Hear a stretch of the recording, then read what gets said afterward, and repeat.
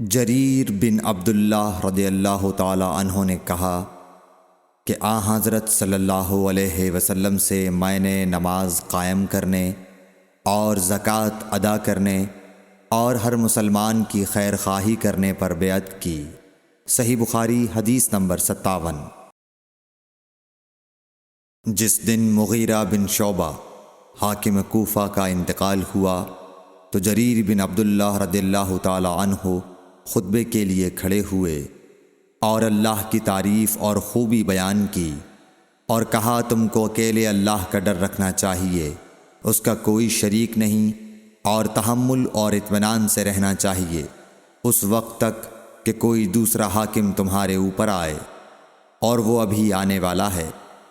پھر فرمایا کہ اپنے مرنے والے حاکم کے لیے دعائے مغفرت کرو، کیونکہ وہ مغیرہ بھی معافی کو پسند کرتا تھا۔